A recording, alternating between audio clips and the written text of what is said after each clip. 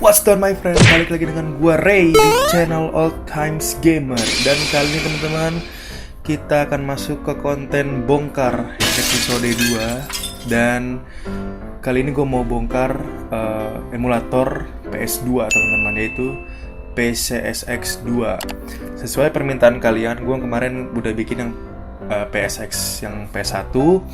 Banyak dari kalian yang bilang, coba dong bongkar emulator PS2 karena kalian tuh banyak banget main game PS2 tapi masih kayak nge-lag, terus main game ini nge-lag gitu. Biarpun PC kalian balik lagi ya kentang PC kita kentang gitu. Jadi sebenarnya ada sih caranya ya, ada namanya ya nge-hacksnya lah gitu lah istilahnya, yang nge-boostnya gitu bisa gitu. Ini emulator emang di friendly user gitu ya, bisa di obrak-abrik gitu. Jangan ngikutin setelan bawaan banget lah gitu teman-teman. Oke, kalian tahu kan harus ngapain ya?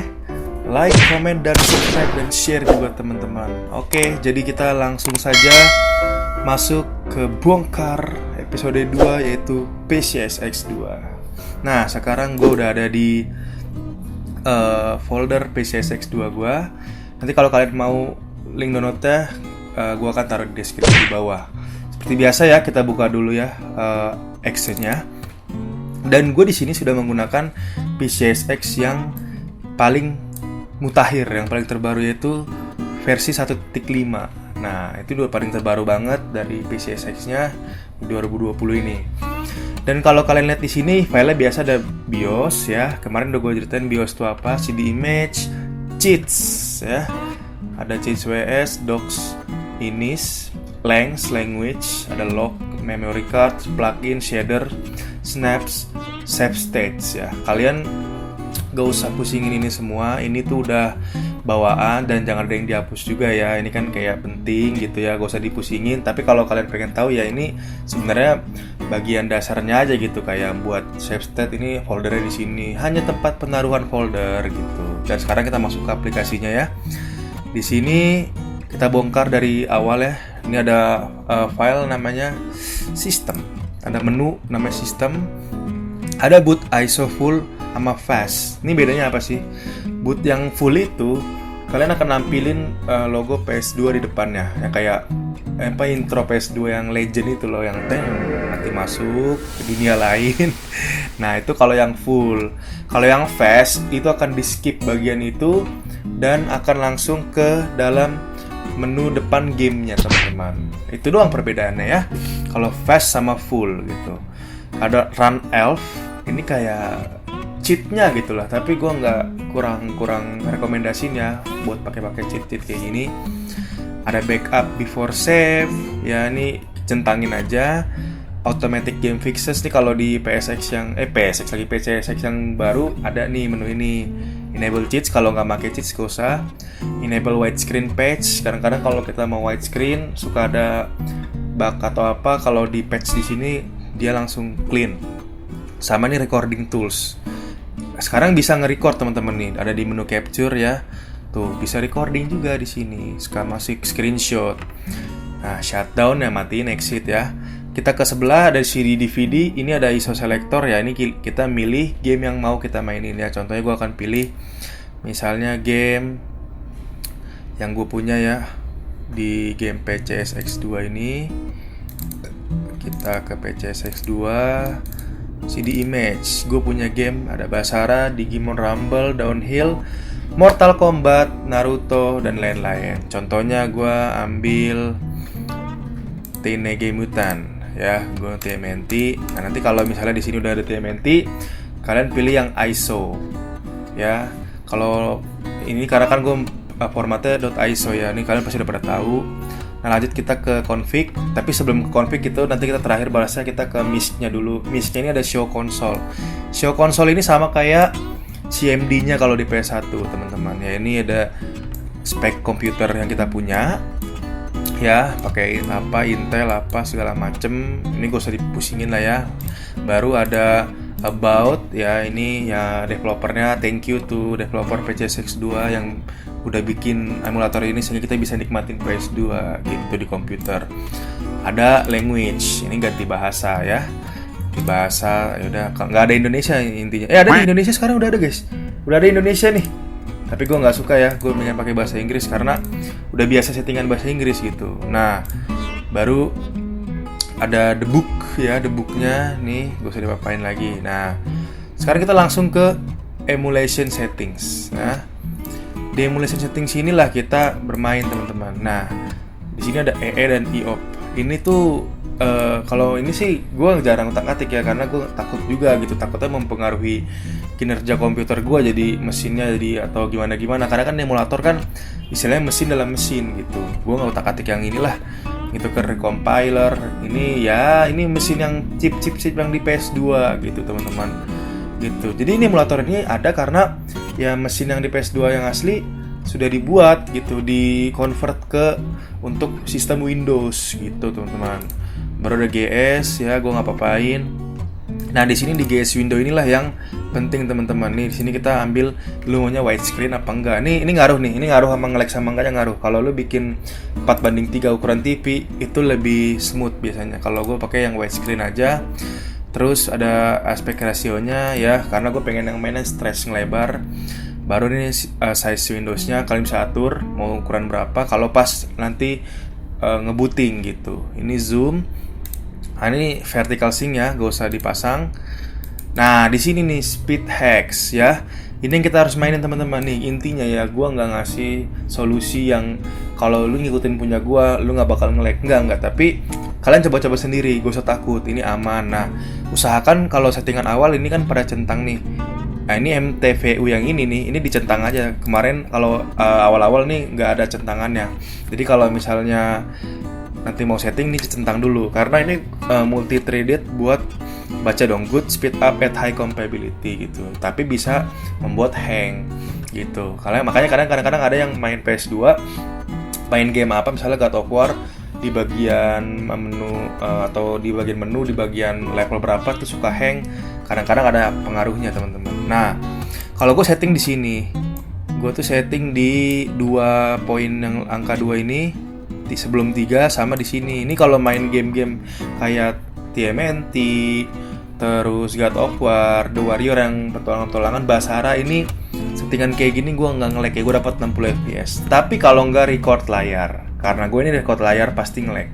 Karena kalau record layar tuh drop langsung FPS. Kalau PC kentang balik lagi PC kentang. Nah, dah itu kita coba-coba. Kalau naturalnya di sini ya di 0, ini juga di 0. Cuman gue pakai ya gue hack gitu. Kalau enggak nge-lag bakal nge-lag gitu. Gue apply, baru game fixes ini gak usah dipapain ya. Kalau lu nggak masalah, gue nggak pernah nyeting ini sih, dan gue nggak pernah bermasalah ke hal ini. Tapi kan bisa baca aja apa aja, dan kalau mau ganti bahasa Indonesia boleh kalau nggak ngerti ya. Kalau gue jarang pakai inilah karena ini nggak pengaruh banget. Nah, di sini juga ada presets. Ini juga pengaruh nih teman-teman. Kita baca dari 1 ya. 1 save, no speed hacks, most reliable, tapi slow setting. Yang save itu default ya. Jadi ada beberapa sedikit hack tapi ya minimal adalah efek-efek dikit itu. Balance, membantu yang CPU quad core kayak ya Intel i5 dan lain-lain gitu ke atasnya. Dan agresif ya, bisa nge-underpower CPU-nya untuk beberapa game tapi ada efeknya gitu. Kalau very agresif bisa juga langsung nge-underpower CPU-nya. Tapi sama, dia tuh ada beberapa game yang cocok apa nggak cocok. Ingat intinya teman-teman, ada game yang cocok, ada game yang enggak. Itu aja udah. Jadi coba-coba. Kalau lu di main Basara 6 nggak nge-lag ya udah. Tapi kalau lu main PES, main bola 6 nge-lag, bikin ke-4 atau ke-3 itu. Jadi intinya coba-coba aja udah. Nah, kalau gue biasa pakai di sini speed hack ini tadi. Nah, udah. Kalau udah kita langsung ke bagian memory cards ya. Memory cards ya download aja, nanti ada, tinggal insert ke sini bro. Sudah. Nanti buat nge-save dalam gamenya. Terus kalau plugin kayak biasa, pluginnya di sini bedanya. Nah, ini ada GS-nya, ada pad ya, ada SPU, ini suara, ada CD DVD, ada ya Dev9-nya juga ya. Ini hard, ini wajib banget nih kayak gini-gini. Ini kalian pasti udah tahu ya settingnya gimana, karena awal-awal download PCSX ini bakal ada gitu. Tinggal di next udah. Gak usah diatur-atur lagi teman-teman. BIOS-nya. Nih BIOS-nya ini pakai yang USA ya, download. Nanti gue taruh linknya di bawah, pakai yang USA. Udah, folders gak usah diutak-atik. Lalu kita ke ini ya, video ya. Video ini Core GS sama Windows yang tadi di sini nih, yang diemulasi ya. Tuh, jadi tadi ini udah. Sekarang kita langsung aja ke yang paling penting nih, plugin settings ini. Banyak banget yang masih ya gimana ya, males utak-atik. Ayo teman-teman, belajar, bongkar utak-atik, coba try and error. Intinya itu aja, try and error ya. Jangan males. Gue juga tahu, gue pengalaman gue inilah, gue nggak yang gimana. Nah, renderer itu sama kayak kalian kalau bikin video itu setelah ngedit ada rendernya. Sama game itu juga setiap detik tuh akan render yang terjadi gitu ya.